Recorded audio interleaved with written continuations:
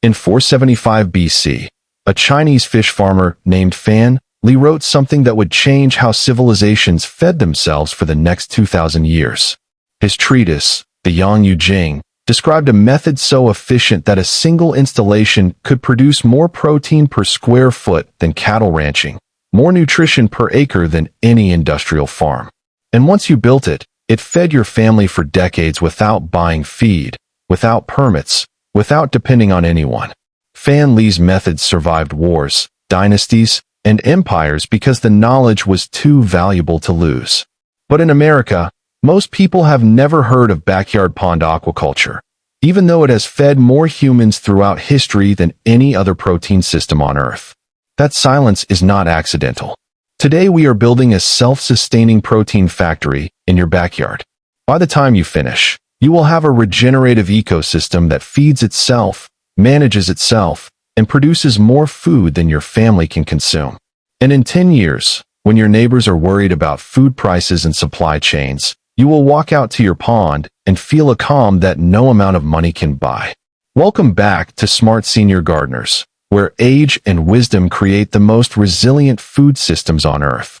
If you are ready to stop depending on grocery stores and start building real food security, hit that subscribe button and ring that notification bell right now.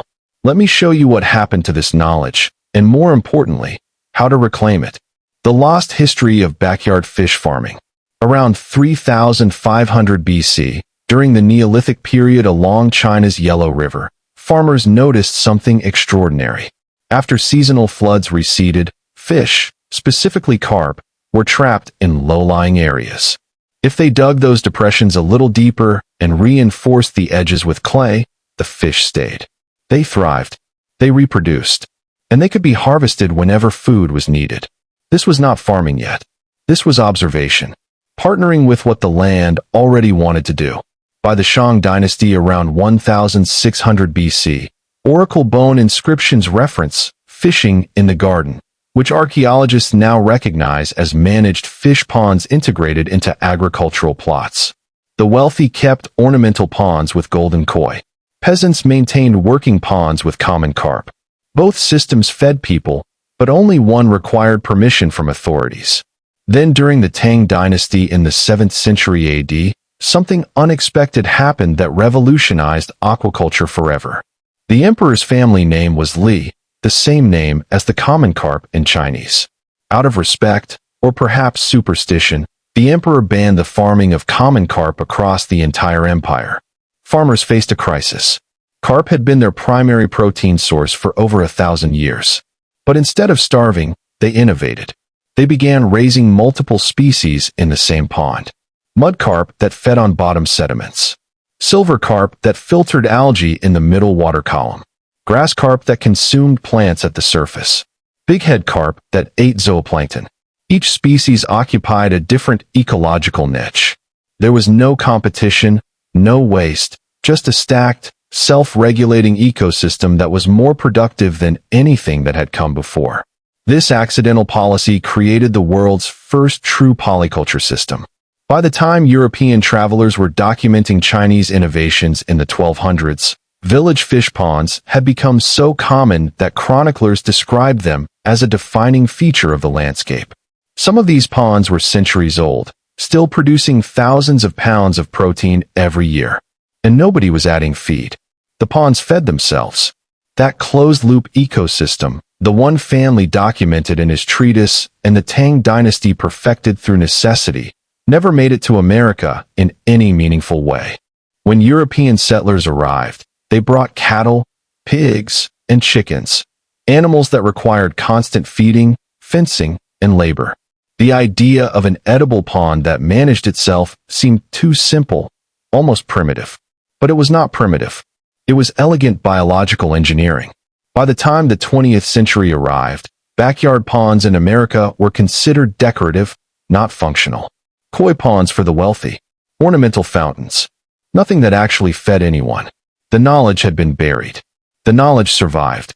But in the 1960s, during early concerns about food security, a few researchers remembered. At Auburn University in Alabama, fishery scientists led by H.S. Swingle began studying those old Chinese methods. They built test ponds, some as small as 1,000 square feet, about the size of a modest above-ground pool. They stocked them with native species like channel catfish and bluegill, using techniques borrowed from ancient polyculture systems. The results were undeniable. Auburn researchers documented yields of up to 350 pounds of fish from ponds of just 1,000 square feet when managed with basic fertilization. To put that in perspective, a quarter acre of cattle pasture produces about 200 pounds of beef per year and requires constant feeding, veterinary care, and infrastructure. These small ponds produce nearly double the protein, using a tenth of the space, with almost zero inputs. The studies were published, cited by a handful of permaculture enthusiasts, and then the momentum stopped. No government subsidies. No extension office programs. No agricultural colleges teaching it at scale. Because the moment you install a productive pond in your backyard, you stop buying meat from the industrial system. And the industrial meat system in America, valued at $200 billion annually, has no incentive to promote backyard protein production. But the knowledge survived the same way it survived the Cultural Revolution in China, the same way it survived the fall of Rome. Because once you understand the biology, the ecosystem builds itself. Now, before we continue, drop a comment below and tell me, have you ever considered raising fish in your backyard? I read every single comment, and this conversation matters to our smart senior gardeners community. The 4-part living system. Here's how it works. The pond is not just fish. The fish are only one piece of a 4-part living system. First, you have the ducks. In traditional Chinese polyculture, waterfowl were always integrated. Ducks are not just livestock. They are the biological managers of your pond. When ducks swim, they stir up bottom sediments, releasing nutrients into the water column. When they defecate, and they do constantly, they are adding nitrogen directly into the ecosystem. That nitrogen feeds algae. The algae feeds zooplankton. The zooplankton feeds small fish. The small fish feed larger fish. And the ducks eat insects, aquatic plants, and occasionally small fish. It is a closed loop where every action feeds something else. A small flock of 3 to 5 ducks will also give you eggs. Khaki Campbell ducks, one of the most productive breeds, lay between 280 and 340 eggs per year per duck. That is 840 to 1,700 eggs annually from a tiny flock that costs almost nothing to maintain. Research shows that ducks with access to pond ecosystems can forage up to 30% of their nutritional needs from insects, aquatic plants, and small organisms, drastically cutting your feed costs. You are stacking functions. The ducks fertilize the water. The pond feeds the ducks. The fish clean up excess nutrients. The plants filter what is left, and you simply harvest the surplus. Second, you have the plants. Aquatic vegetation is not decoration. It is the kidneys and lungs of your pond. Cattails are one of the most efficient biological filters on Earth. Their roots pull excess nitrogen and phosphorus out of the water, preventing algae blooms and keeping the ecosystem balanced. A ring of cattails around your pond's shallow edges will do more for water quality than any expensive mechanical filter. Water lilies provide shade, which lowers water temperature and reduces evaporation in summer. Submerged plants like hornwort and anacarus release oxygen during the day, critical for fish health. Floating plants like water lettuce and duckweed absorb nutrients so efficiently that wastewater treatment facilities use them. Duckweed in particular is remarkable. Under optimal conditions, it doubles its biomass in less than 48 hours, and ducks will eat it as fast as it grows, creating a self-renewing food source that costs you nothing. Research into aquaponics, which is essentially polyculture in a controlled environment, has shown that plants can remove up to 90% of the nitrogen waste produced by fish. The plants absorb the nitrates. The water stays clean. The fish stay healthy. You do almost nothing except observe. Third, you have the fish. For most of the United States, bluegill and channel catfish are the easiest and most legal options. Bluegill grow slower, but require zero care. Stock them once, and they reproduce on their own, creating a self-replenishing food source. They reach harvestable size, about 6 to 8 inches, in roughly 2 years. Channel catfish grow faster, reaching 1 to 2 pounds within 18 months in a well-managed pond. Tilapia grow even faster and taste better. Under optimal conditions, they reach 1 pound in just 5 to 6 months. A small pond stocked with 50 tilapia fingerlings can yield 40 to 50 pounds of harvestable fish within a single growing season. However, tilapia are illegal in some states because they can become invasive in warm climates. Check your local regulations before purchasing. Fourth, you have beneficial bacteria. These invisible workers convert fish waste ammonia into nitrites, then into nitrates that plants absorb. This nitrogen cycle is the backbone of the entire ecosystem. Once it is established, it balances itself. You are not managing a farm. You are stewarding a living system. How to actually build this? So how do you actually build this? And more importantly, what does it cost? Let me be specific because this information matters. For a family-scale homestead protein system, you are looking at a total setup cost of around $400 to $600, depending on whether you dig by hand or rent equipment. That breaks down to roughly $150 to $300 for an EPDM rubber pond liner, $20 to $50 for fingerlings, $30 to $60 for ducklings, and $50 to $100 for plants and minor supplies. Compare that to a decade of buying meat at the grocery store, and you will see why this knowledge has been quietly suppressed. First, choose your location. You want a spot that gets at least 6 hours of sunlight daily, but not full sun all day, which would overheat the water. Choose the lowest point on your property where water naturally collects after rain. If you fight your land's natural contours, you will spend the next decade fighting erosion and drainage. Mark out your pond. For a family-scale setup, you are looking at roughly 10 feet by 15 feet and 4 to 5 feet deep at the center. You can dig this by hand over a weekend if you are physically able, or rent a small excavator for a few $100s and finish in an afternoon. For senior gardeners, I strongly recommend renting the equipment or hiring someone to dig. Save your energy for managing the system, not building it. Create a shallow shelf about 1 foot deep and 2 to 3 feet wide around the edges. This is your marsh zone where plants will root. The deeper center is where fish will refuge during hot or cold weather. If you have heavy clay soil, you can seal the pond the traditional way. Line it with 6 inches of wet clay, compact it by walking on it, and let it cure. This method has worked for thousands of years. If your soil is sandy or rocky, use an EPDM liner.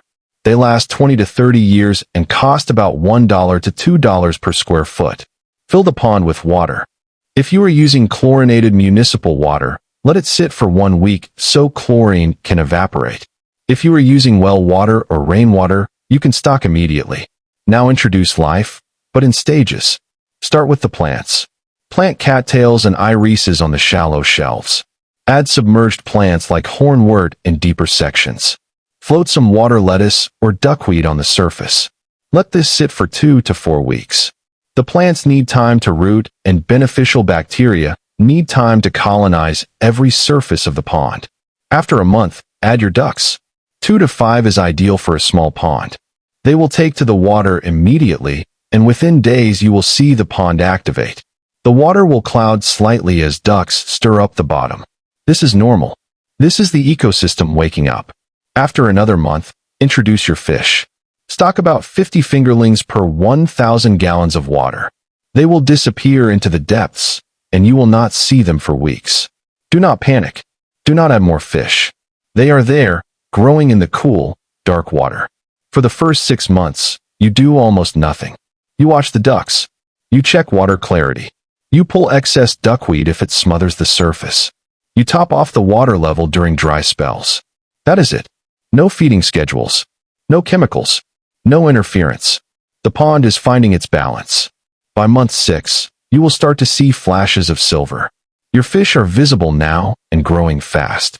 By the end of year 1, depending on species, you will have fish approaching harvestable size. The ducks will start laying eggs within 5 to 6 months. 3 ducks will give you around 700 to 900 eggs in their first year. That is roughly 60 to 75 eggs per month, more than most families can eat. and this system will keep running. Year 2, the fish reproduce on their own if you leave a breeding population. The ducks keep laying. The plants keep filtering. By year 3, you are not managing a project anymore. You are simply harvesting from a living ecosystem that has woven itself into your land. If this video is opening your eyes to what is possible, please hit that like button right now and share this with someone who needs to see it. This information changes lives. Winter management for cold climates. Now let me address something most backyard pond guides ignore. Winter.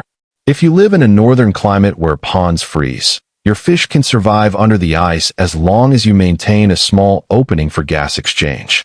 A simple pond de-icer, which costs about $40, will keep a small hole open all winter.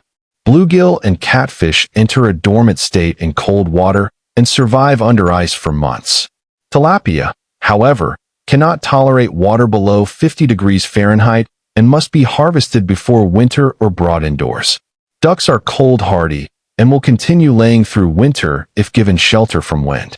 A simple three-sided coop with straw bedding is all they need. Legal considerations.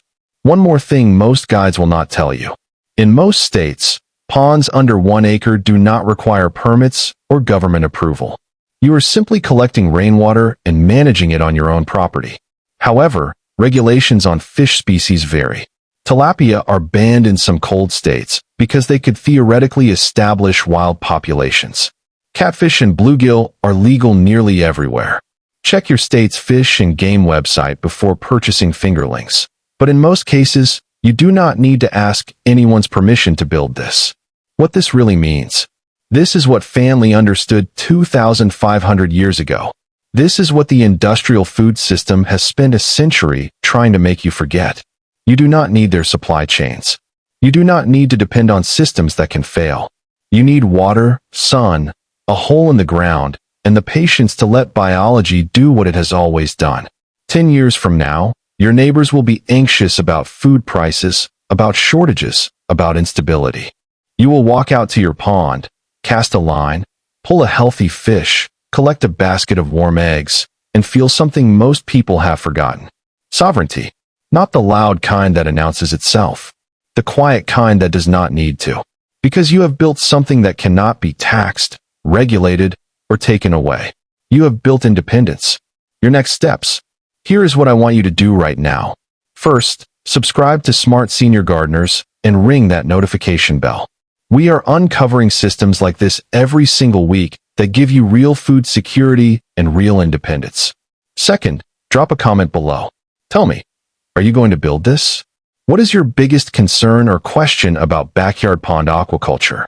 I read every comment, and your questions help shape future videos. Third, share this video with someone who is ready to stop asking permission and start building real food security. The knowledge is here. The choice is yours. The pond is waiting. Until next time, keep building, keep learning, and keep growing your independence. We will see you in the next video.